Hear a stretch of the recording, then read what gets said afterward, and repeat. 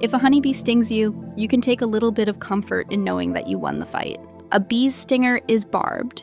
When it stings you, it rips its own abdomen open and dies. But if you get stung by a hornet, you need to run. Fast. This is the hornet, the apex predator of the insect world. They are the largest and most aggressive members of the wasp family, and they are armed with a weapon that defies the rules of normal bees. I'm going to show you why their nests are made of homemade paper, why they have infinite ammo, and the brutal way they are cooked alive by their own prey. First, let's look at that weapon.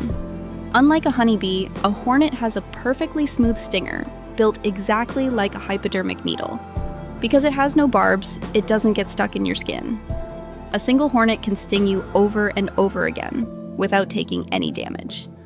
To make matters worse, hornet venom is packed with acetylcholine, a chemical specifically designed to hyperstimulate your pain receptors. And as they sting you, they release an invisible alarm pheromone into the air. This scent acts as a homing beacon, signaling every other hornet in the area to come and attack you. They are incredibly effective killers, and their favorite targets are honeybee hives.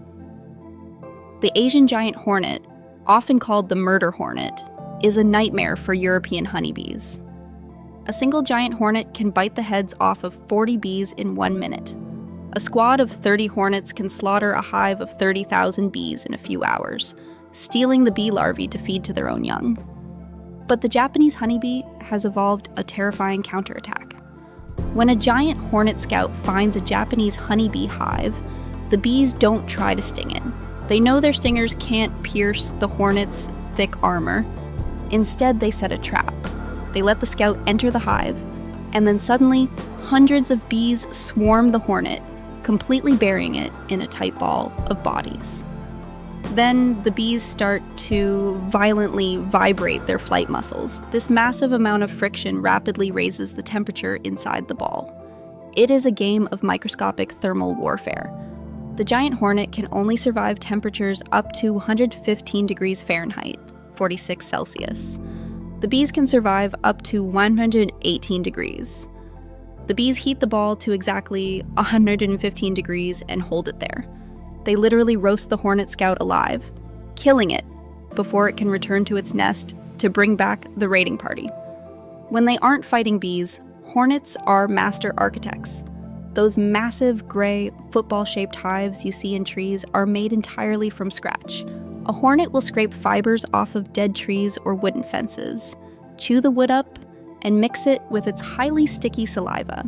When it spits this paste out, it dries into a tough, waterproof paper. They are essentially chewing logs into paper castles.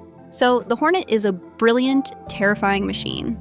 It manufactures its own building materials, carries a reusable venom needle, and engages in thermal warfare. If you want to swarm the algorithm with more wild facts, make sure to hit that subscribe button.